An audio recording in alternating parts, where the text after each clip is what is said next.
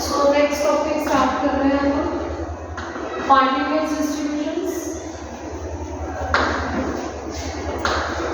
ठीक है, चलो तो डिस्क्रीट डिस्ट्रीब्यूशंस के बाद कॉन्टिन्यूअस डिस्ट्रीब्यूशंस डिस्कस कर रहे हैं। ओके, कॉन्टिन्यूअस डिस्ट्रीब्यूशंस अगेन जैसे डिस्क्रीट डिस्ट्रीब्यूशंस कितने तरह के थे, 4 तरह के थे। हमने ये देखा था कि किस किस केस में किस तरह के डिस्ट्रीब्यूशन का रैंडम वेरिएबल लेना है हमें, है ना। तो हम अलग अलग तरीके से बोलते थे कि x जो है वो बाइनोमियल वेरिएट होगा या ज्योमेट्रिक वेरिएट होगा या फिर पॉइसन वेरिएट होगा। एक बर्नौली वाला केस भी था। ये सारी चीजें तब होती थी जब आपके पास जो आपका x है वो क्या था, डिस्क्रीट रैंडम वेरिएबल। अब अगर हमारा x कॉन्टिन्यूअस रैंडम वेरिएबल है, कब होता है continuous random variable?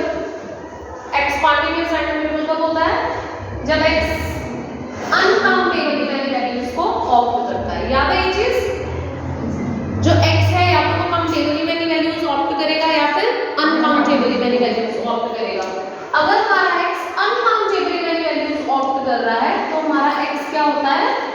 Continuous random variable. अब अगर ये कॉन्टिन्यूअस रैंडम वेरिएबल है तो फिर से वही चीज आ जाती है, ये कोई भी कॉन्टिन्यूअस डिस्ट्रीब्यूशन फॉलो कर सकता है। कॉन्टिन्यूअस डिस्ट्रीब्यूशन में फिर से you are having a list. Continuous distribution में सबसे पहली है यूनिफॉर्म डिस्ट्रीब्यूशन, इसको रेक्टेंगुलर डिस्ट्रीब्यूशन भी बोलते हैं और इसके नाम से भी क्वेश्चन आ जाता है। ठीक है, उसके बाद सेकंड आपकी आती है exponential distribution. Exponential distribution, okay. After that we will have some beta and gamma distributions। इसके बाद आपको मिलेगा कि कोई random variable beta distribution follow कर सकता है। अब बीटा डिस्ट्रीब्यूशन में आगे दो काइंड्स हैं, beta distribution of first kind, beta distribution of second kind. After that we will reach gamma distribution. जब गामा डिस्ट्रीब्यूशन डिस्कस करेंगे कि कोई random variate gamma distribution follow कर सकता है तो इसमें फिर से एक स्पेशल केस आता है आई square distribution with r degrees of freedom। Okay, तो ये तुम्हारा कॉन्टिन्यूअस का सारा ओवरव्यू है। Last and the most important is normal distribution. इससे क्वेश्चन पक्का आता है डैम श्योर, और ये बहुत इंपॉर्टेंट डिस्ट्रीब्यूशन है। नॉर्मल डिस्ट्रीब्यूशन के अंदर जो तुम्हारा नॉर्मल रैंडम वेरिएट होता है फिर वो एक खास रूप लेता है स्टैंडर्ड नॉर्मल वेरिएट बनके। Okay, this is standard normal distribution या स्टैंडर्ड नॉर्मल वेरिएट। तो जिस तरह से डिस्क्रीट का एक पैकेट हो जाता है ना कि एक पैकअप बन गया डिस्क्रीट डिस्ट्रीब्यूशंस का, कोई भी रैंडम वेरिएबल किस कैटेगरी में फॉल कर रहा है सबसे पहले ये देखते हैं, उसके हिसाब से उसको डील करते हैं। ऐसे ही कॉन्टिन्यूअस डिस्ट्रीब्यूशंस का भी एक पैकअप है। सबसे पहले आप किसी भी रैंडम वेरिएबल को जज करोगे कि वो यूनिफॉर्म डिस्ट्रीब्यूशन का है या एक्सपोनेंशियल का है या नॉर्मल का है या बीटा गामा में से कोई भी है। ठीक है, तो कॉन्टिन्यूअस डिस्ट्रीब्यूशन का क्वेश्चन आपको कैसे समझ में आएगा? जनरली तो डिस्ट्रीब्यूशन का नाम ही दिया होता है, x is exponential random variate with parameter this, x is normal variate, इस तरह से। अगर नहीं दिया हुआ तो फिर हमें ये बोला जाता है x line between some a to b और प्रोबेबिलिटी फंक्शन कुछ इस तरह का है। तो हमें क्या करना है, हमें सभी डिस्ट्रीब्यूशंस के प्रोबेबिलिटी फंक्शंस एंड कौन होता है पहचान एक रैंडम वेरिएट की। मैंने तुम्हें कहा था जब भी कभी तुम्हें कोई रैंडम वेरिएट दिया होगा तुमने देखना है कि कौन सी डिस्ट्रीब्यूशन में फॉल कर रहा है। अगर तो तुम्हें उसकी स्टेटमेंट से समझ आ गया तो ठीक है, अदरवाइज इन जनरल किसको देख के पता चलता है कि ये इस डिस्ट्रीब्यूशन का रैंडम वेरिएबल है? पहचान कौन है डिस्ट्रीब्यूशंस की? एडिटिव प्रॉपर्टी किससे करते हो? Moment generating function, right. पहले दिन बताया था और तुम्हें याद होनी चाहिए ये चीज। मोमेंट जनरेटिंग फंक्शन एक रैंडम वेरिएबल की पहचान होता है। कल क्वेश्चंस किए थे, आया था ना x मान लो e की पावर 4 e की power t minus 1, x is following a distribution with this moment generating function। ठीक है, तो फिर कौन सा है इसका मतलब x कौन सा रैंडम वेरिएट है अगर वो इस मोमेंट जनरेटिंग फंक्शन को फॉलो कर रहा है तो? Moment generating function of x अगर ये दिया हुआ है तो इसका क्या मतलब है? Poisson, very good. x is a Poisson random variate with the parameter m। आगे तुम सारा क्वेश्चन कर दोगे सॉल्व। आई बात समझ?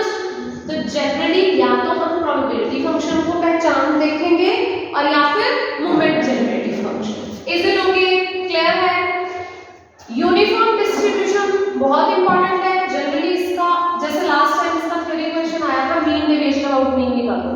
2-3 गिनती के आर्टिकल्स है, उसमें से देखो दूसरा आर्टिकल आ गया था यूनिफॉर्म डिस्ट्रीब्यूशन का थ्योरी कि यूनिफॉर्म डिस्ट्रीब्यूशन होती क्या है और मीन डेविएशन अबाउट मीन निकालो। ये क्वेश्चन बना था, बहुत अच्छा। फिर सेकंड नंबर पे कौन सी? अब बताओ मुझे, कोई भी रैंडम वेरिएबल अगर कॉन्टिन्यूअस रैंडम वेरिएबल है तो किस किस को फॉलो कर सकता है? सबसे पहले यूनिफॉर्म डिस्ट्रीब्यूशन या फिर एक्सपोनेंशियल डिस्ट्रीब्यूशन। एक्सपोनेंशियल डिस्ट्रीब्यूशन हमेशा पैरामीटर से जानी जाती है, जैसे पॉइसन जानी जाती है m से, वैसे ही एक्सपोनेंशियल का एक पैरामीटर होता है लैम्डा। उसके बाद तीसरी डिस्ट्रीब्यूशन क्या है? बीटा डिस्ट्रीब्यूशन में फॉलो कर सकता है, beta distribution of first kind और सेकंड काइंड। फिर उसके बाद गामा डिस्ट्रीब्यूशन को फॉलो कर सकता है, उसमें एक स्पेशल केस है chi-square डिस्ट्रीब्यूशन, उसको फॉलो कर सकता है। Last and the most important normal distribution, इसका सबसे important part standard normal variable. Is it clear? One by one हम इनको डिस्कस करते हैं, ठीक है? चलिए, अब हमारे कॉन्टिन्यूअस रैंडम वेरिएबल्स में ये सब डिस्ट्रीब्यूशंस हैं हमारे लिए। तो इनमें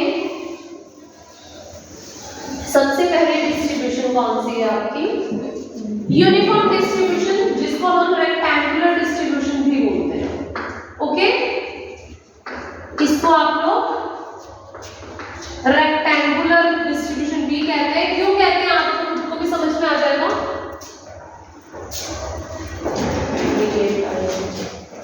वीडियो देख लेना, मैंने तो सारा ओवरव्यू स्टार्ट करवा दिया। वह बताइए आपको यूनिफॉर्म डिस्ट्रीब्यूशन सबसे पहले। हाँ जी, अगर कोई कॉन्टिन्यूअस रैंडम वेरिएबल, पहली बात, कोई कॉन्टिन्यूअस रैंडम वेरिएबल इस तरह का प्रोबेबिलिटी फंक्शन फॉलो करेगा। कैसा? पहली बात तो x एक कॉन्टिन्यूअस रैंडम वेरिएबल है, तो आगे तुम लिखते थे ना x 0 1 2 3, उसकी बजाय अब हम क्या लिखेंगे? x belongs to some interval a b। Continuous है ना, कॉन्टिन्यूअस है तो तुम भी कैसे डाल सकते हैं, काउंटेबिलिटी थोड़ी दिखा सकते हैं। तो x is a random variable assuming uncountably many values. अगर probability function 1/b minus a हो गया for x lying between a to b and otherwise it is 0, तो इस प्रोबेबिलिटी फंक्शन के साथ जो तुम्हारा रैंडम वेरिएबल x बनेगा that will follow uniform distribution, that is rectangular distribution। Clear हो गया?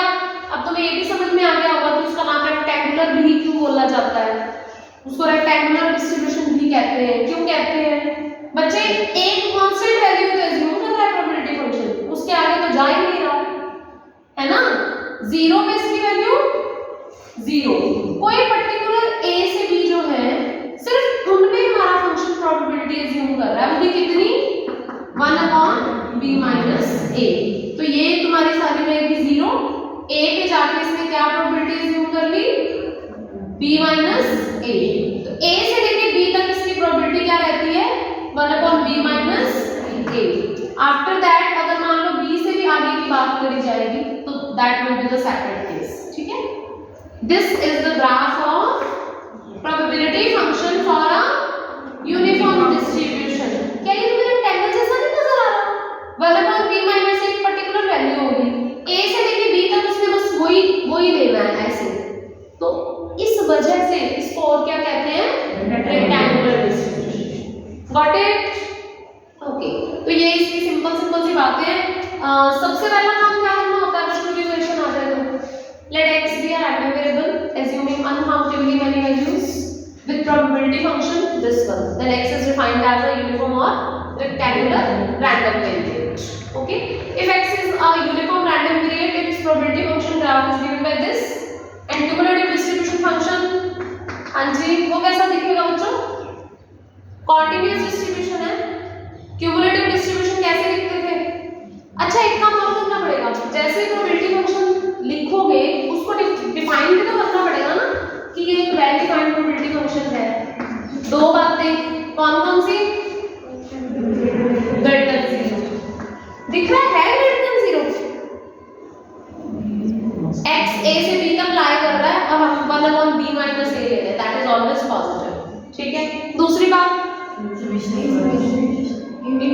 इंटीग्रेशन। कॉन्टिन्यूअस रैंडम वेरिएबल है तो इसलिए समेशन नहीं आएगा, क्या आएगा? इंटीग्रेशन। एक्चुअली हम इंटीग्रेशन माइनस इंफिनिटी से इंफिनिटी लेते हैं, बट हमारी रेंज क्या है, हमारे पास हमारी डोमेन क्या है काम करने की? देखो 1 आती है ऑब्वियसली, इसको भरोगे तो 1 अपॉन b माइनस a तो कांस्टेंट है, बाहर निकल जाएगा ना, dx x b minus a cut के वापस 1। सो इसमें कुछ नहीं है डिस्कस करने का, it's very easy, this is a well defined probability function. What about cumulative distribution? Cumulative distribution होती थी बच्चे probability x less than equal to x, मतलब माइनस इंफिनिटी से x तक प्रोबेबिलिटी फंक्शन की इंटीग्रेशन। क्लियर? तो अगर आप क्युमुलेटिव डिस्ट्रीब्यूशन की बात करते हैं तो आपको याद होगा क्युमुलेटिव डिस्ट्रीब्यूशन कैसे डिफाइन किया जाता था। अगर x की वैल्यू a से भी कम है तो क्या होगा, अगर x की वैल्यू a से b में है तो क्या होगा, अगर x की वैल्यू b से भी बड़ी है तो क्या होगा। तो अगर x की वैल्यू a से भी कम है तो क्या होगा, 0 आएगा। ये माइनस इंफिनिटी से x है पर x a से भी छोटा है तो fx की वैल्यू 0 है ना, तो इंटीग्रेशन का जवाब 0। अगर x a से b में है तो यही डेफिनेशन में नहीं आनी है ना, बस सॉल्व होता जाएगा। हाँ जी, माइनस इंफिनिटी से a से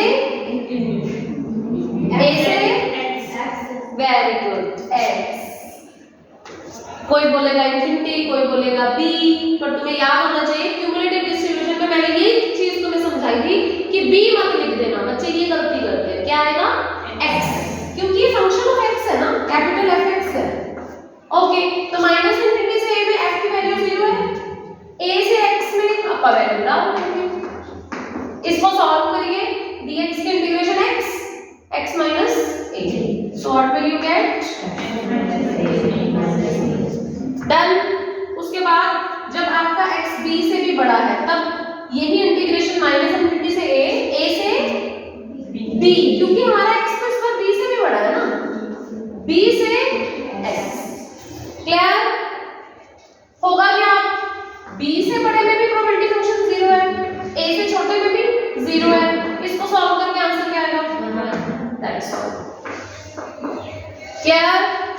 तो ये हमारा क्युमुलेटिव डिस्ट्रीब्यूशन फंक्शन है, और अगर हम स्मॉल f की जगह क्युमुलेटिव डिस्ट्रीब्यूशन फंक्शन को प्लॉट करें तो क्या होगा? a से छोटे में 0, a से लेके b तक, मतलब a से बड़ा है तो सम x minus a upon b minus a। तो मतलब देखो जैसे जैसे x की वैल्यू चेंज होती जाएगी इसकी भी वैल्यू चेंज होती जाएगी ना, तो ये स्ट्रेट लाइन की इक्वेशन नहीं बन गई। अब ये कांस्टेंट तो नहीं रहेगा ना, कांस्टेंट नहीं रहेगा, it will be a straight line. देखो ध्यान से, इसका डेरिवेटिव पॉजिटिव आएगा ना, डेरिवेटिव करोगे तो मोनोटोनिकली इंक्रीजिंग स्ट्रेट लाइन है ना, y is equal to x minus a upon a minus b, किसकी इक्वेशन है? लाइन की इक्वेशन नहीं है, y is equal to fx plus theta, ठीक है। तो इसमें क्या हो जाएगा फिर, a पॉइंट से अगर x is equal to a भर दें फिर तो 0 आ रहा है ना, x को a भर दिया तो 0 आ रहा है ना।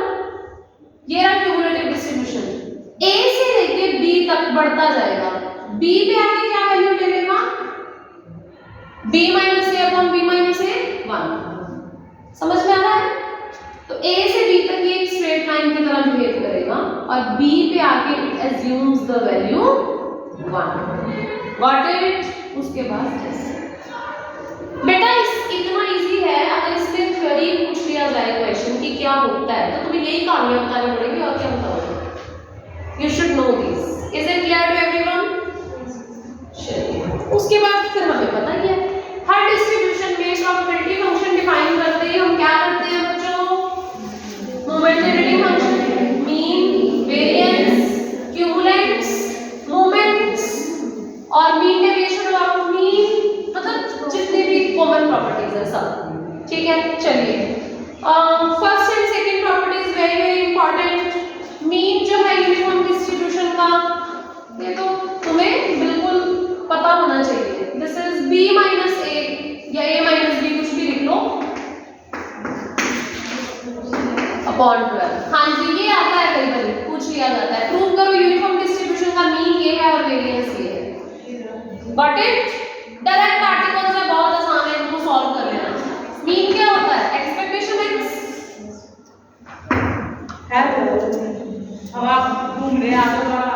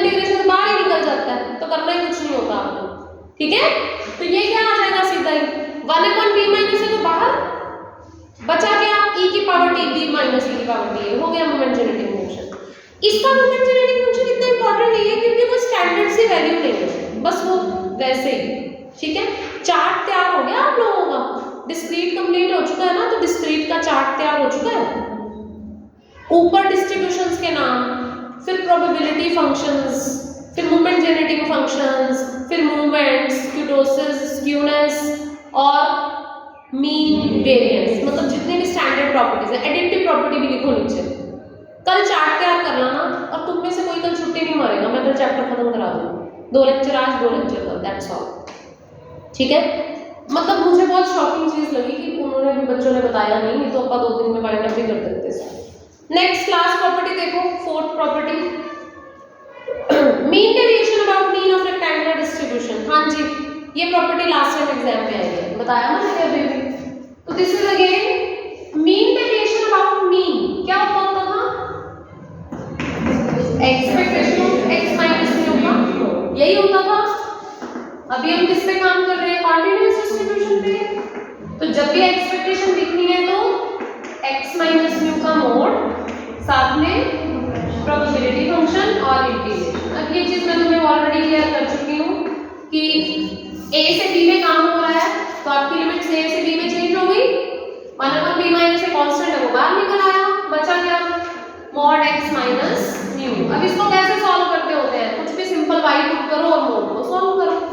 इसको बना लो, कुछ भी y बनाओ t बनाओ, तुम्हारी मर्जी है। y लिखते हैं, मॉड x माइनस म्यू को x माइनस म्यू को y लिख देते हैं तो dx क्या हो जाएगा? dy। ये हो गया मोड y। ठीक है, लिमिट्स क्या हो जाएंगी? म्यू की वैल्यू भरो, फिर ये लिमिट्स पता चलेंगी। म्यू क्या है बच्चे? a plus b by 2। Limits निकालनी है ना अपने को, तो वो तभी सॉल्व होगा। हाँ जी, क्या होंगी लिमिट्स? अगर ये पुट करते हैं तो x अगर a है तो a में से a बाय 2 गया, a बाय 2 ही बचा, तो ये हो जाएगी तुम्हारी a माइनस b बाय 2 और ये हो जाएगी b माइनस a बाय 2, है ना? क्लियर? तो ऐसे लिमिट्स बन जाएंगी। अब क्या करना है? मोड होता है तो 0 में तोड़ना ही पड़ेगा ना, क्योंकि क्योंकि जब नंबर नेगेटिव होता है तो उसकी वैल्यू -x होती है, पॉजिटिव होता है तो उसकी वैल्यू +5। तोड़ लेना बच्चे, लिमिट्स एक जैसी बना लो, ज्यादा सुंदर लगेगी, है ना। माइनस का b -a/2 और b -a/2 उसको तोड़ लेना, फिर 0 से y डिवाइड, अब आगे तो सॉल्व हो जाएगा, कुछ बचा नहीं है। y²/2 ये लिमिट डालिए, यहाँ पे भी y²/2 लिमिट डालो एंड 2 टाइम्स कर दो, ठीक है। देखो फाइनली क्या बन रहा है, हो जाएगा, इसके बाद तो कुछ नहीं है, 2 टाइम्स हो गया ना, b - a का स्क्वायर 8 बन रहा है बस। 8 कैसे बन गया, b - a का स्क्वायर, ऊपर लिमिट में 2 है ना इसलिए बन गया, लिमिट में 2 है ना, तो b - a का स्क्वायर, 2 का स्क्वायर करोगे 4, एक 2 ऑलरेडी तुम्हारे पास हो जाएगा, इनको जब ऐड करेंगे, ठीक है। हाँ जी, देखिए, so what will you get finally, जब उसको 2 टाइम्स करोगे दोनों को ऐड करने के बाद, तो आपके पास b - a डिवाइडेड बाय 4 ये आता है, ठीक है बच्चे, हो जाएगा ना सबसे। कट कटा के बहुत अच्छा सा जवाब बन रहा है। तो यूनिफॉर्म डिस्ट्रीब्यूशन की आई थिंक सारी प्रॉपर्टीज आपको क्लियर हो गई होगी, ठीक है। अगर इस पे क्वेश्चन आता है तो आपको सब कुछ याद है। यूनिफॉर्म डिस्ट्रीब्यूशन का प्रोबेबिलिटी फंक्शन 1/3 - क्यूमुलेटिव डिस्ट्रीब्यूशन क्या था, a से कम के लिए 0, इसके लिए x - a/b - a और अदरवाइज इट इज, ठीक है। क्यूमुलेटिव में वो 1। ग्राफ याद है, f का रेक्टेंगुलर और कैपिटल F का बस ऐसा, ठीक। मीन a + वेरिएंस 12 और मीन डेविएशन अबाउट मीन 4 हो गया, और क्या बचा, मोमेंट जनरेटिंग डायरेक्ट निकाल, done, clear. Come to its examples. तो ये तुम्हारा था यूनिफॉर्म डिस्ट्रीब्यूशन, पहली डिस्ट्रीब्यूशन और इंपॉर्टेंट डिस्ट्रीब्यूशन, मोस्टली क्वेश्चन देती है, एक क्वेश्चन बन जाता है यहाँ से। देखिए पहली दूसरी तो बिल्कुल सिंपल बेसिक सी दे रखी है। सबसे पहले वो कह रहे हैं x जो है इज यूनिफॉर्मली डिस्ट्रीब्यूटेड, लिख दिया ना, x इज यूनिफॉर्मली डिस्ट्रीब्यूटेड, तो समझ गए x क्या है, यूनिफॉर्म रैंडम वेरिएबल, ओके। उसने बोला है u, बच्चे इसको ऐसे भी लिखा जाता है, ठीक है, UAB से लिखा जाता है। यूनिफॉर्म डिस्ट्रीब्यूशन को जो रैंडम वेरिएबल फॉलो करेगा उसको UAB से लिखा जाएगा, clear. Find its cumulative distribution function, simple, ठीक है। स्मॉल f(x) क्या होगा इसका 1/20 होगा ना, x 0 से 20 में है और अदरवाइज इट इज 0, तो क्या निकालना है, कैपिटल F(x) क्या होगा, कैपिटल F(x) बिल्कुल सीधा, 0 से कम है तो 0, 0 से 20 में है तो क्या बन जाएगा, x - 20/20 और आगे पे 1। चलिए कर लेना ढंग से, अभी आर्टिकल में करना सिखाया है ना, ठीक है, ओके। उसके बाद नेगेटिव,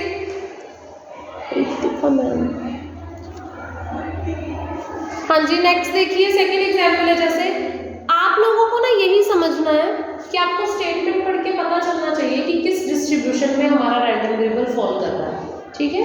अब सेकंड के अंदर उन्होंने आई थिंक नहीं बताया होगा, सीधा बोला है a doctor recommends a patient to go on a particular diet for 2 weeks and there is equal livelihood for the patient to lose his weight between 2 kg and 4 kg.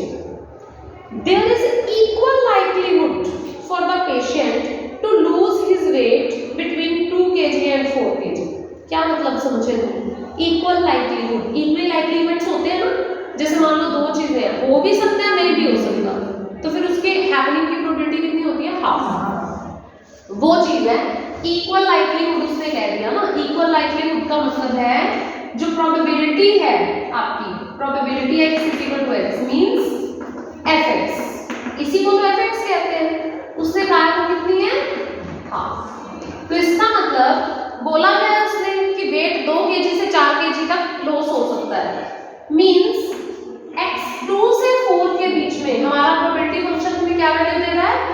Half. तो अभी तो चलो तुमने पढ़ी ही एक डिस्ट्रीब्यूशन है, जब तुम सारी पढ़ लोगे तब भी तुम्हें समझ में आ जाएगा, क्योंकि सिर्फ यूनिफॉर्म का प्रोबेबिलिटी फंक्शन इतना आसान है। तुम्हें देख के पता लग रहा है x a से b के बीच में है और प्रोबेबिलिटी की वैल्यू क्या आई हुई है, हाफ 1 b माइनस a। तो अगर तुम मैच करोगे तो तुम्हें देख के ही समझ में आ रहा है ना कि यूनिफॉर्म डिस्ट्रीब्यूशन को फॉलो करेगा 2 to 4 में, है ना बच्चे। अभी तक तो चलो करी ही यूनिफॉर्म है, पर जब आगे सारी कर भी लोगे ना, सबके ही जो प्रोबेबिलिटी फंक्शंस हैं उसके अंदर e की पावर 2 की पावर्स मतलब थोड़े बड़े बड़े हैं, इतना सिंपल किसी का भी नहीं है। तो इसको देखते ही तुम्हें समझ में आ जाएगा कि ये कहां से आया है, यूनिफॉर्म डिस्ट्रीब्यूशन। हाँ जी, आगे का काम बहुत आसान, आगे कुछ है ही नहीं है। What is the average amount the patient is expected to lose on this diet? Average amount निकालो। What is the expected to lose? तो क्या निकालना है, expectation मतलब नहीं, that's all। हो जाएगा, ठीक है, मैं डायरेक्ट बता ही रही हूँ। एक्सपेक्टेशन x निकाल लेना, प्रोबेबिलिटी फंक्शन वो लिखा बड़ा आसान, ठीक है। नेक्स्ट देखिए थर्ड वन में x is uniformly distributed with mean 1। अब ऐसा क्वेश्चन भी आ जाता है, x is uniformly distributed, पहले बता रही हूँ यूनिफॉर्म डिस्ट्रीब्यूशन है, with mean 1। मीन क्या था, ये था ना, इसका मतलब b plus a क्या हो गया 2, और क्या बोला उसने, वेरिएंस 4/2, वो क्या थी, कितनी दी हुई है, सॉल्व हो जाएगा। यहां से b माइनस a क्या बन गया, ये काटोगे 4 आ गया, ठीक है। तो b minus a is 4, b plus a is 2, question solve. b minus a तुम्हारे पास है, b प्लस a तुम्हारे पास है, ऐड करोगे b आ जाएगा, सब्ट्रैक्ट करोगे a आ जाएगा, स्मॉल fx आ गया, प्रोबेबिलिटी फंक्शन, ठीक है।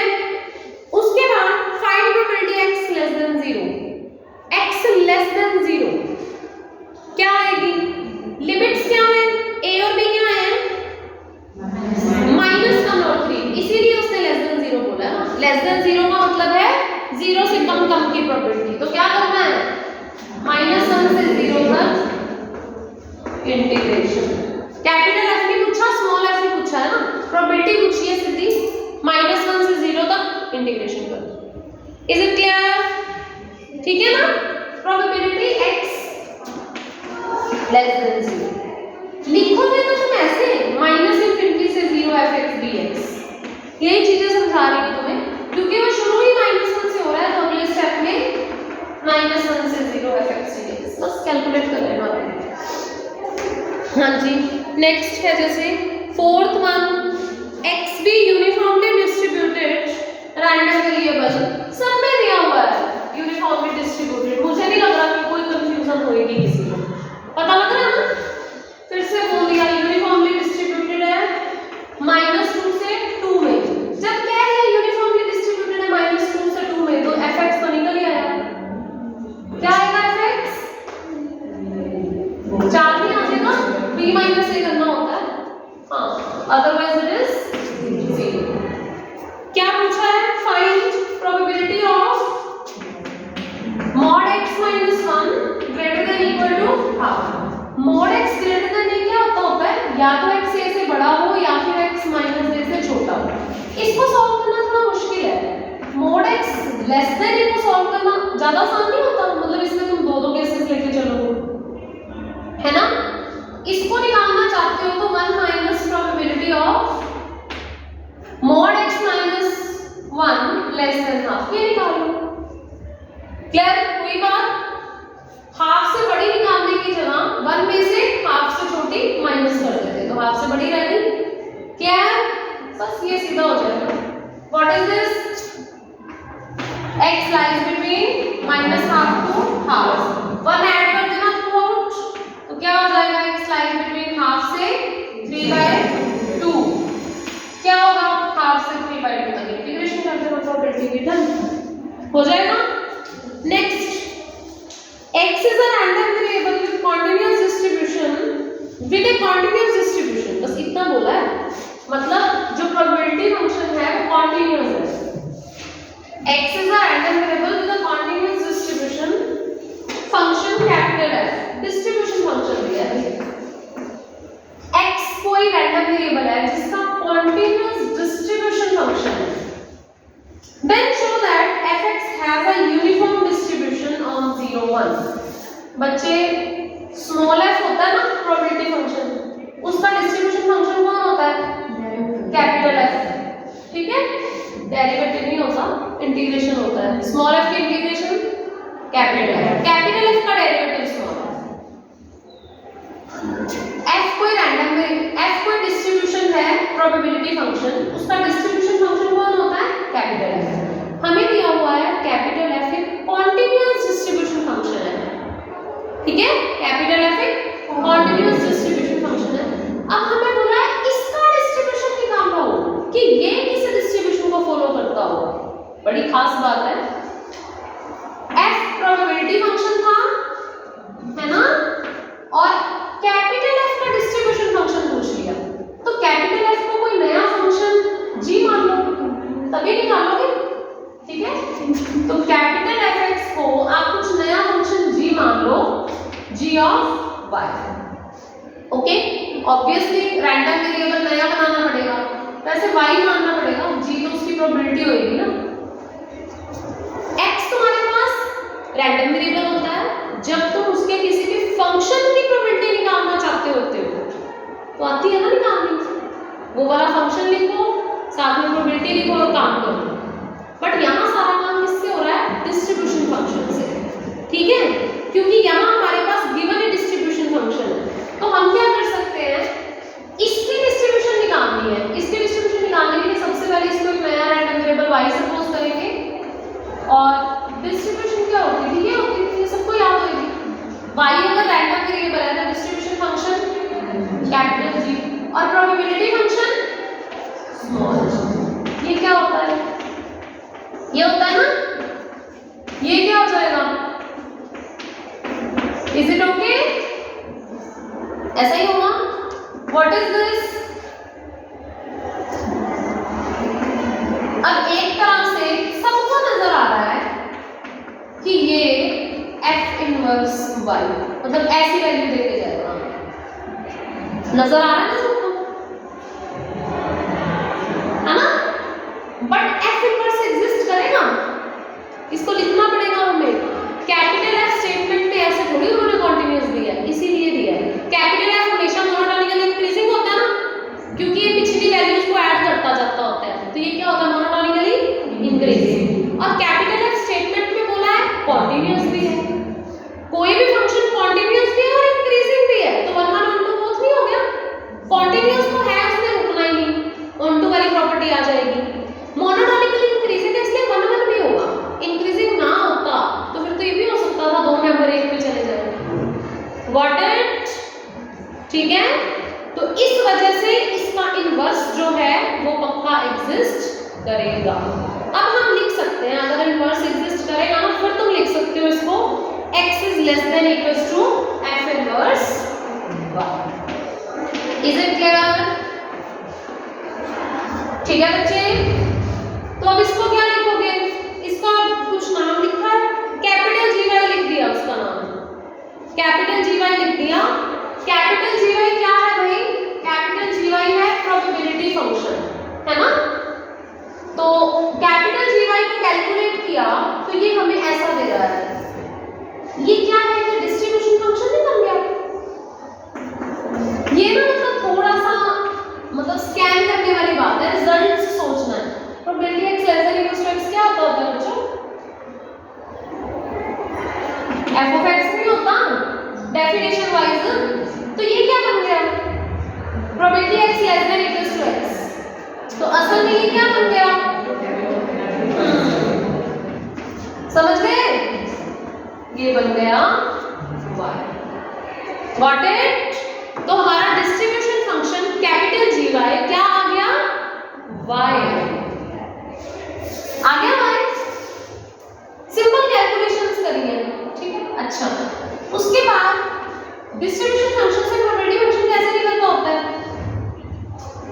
डेरिवेटिव करके। इसका डेरिवेटिव करोगे तो क्या आएगा? 1। ये कांस्टेंट आ गया। किसका probability function continuous distribution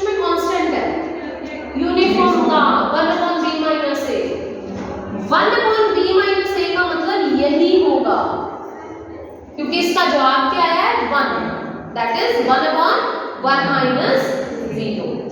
clear? तो फिर आप इसको ऐसे लिख सकते हो y 0 से 1 में ये ऐसे आ गया और अदरवाइज इट इज 0।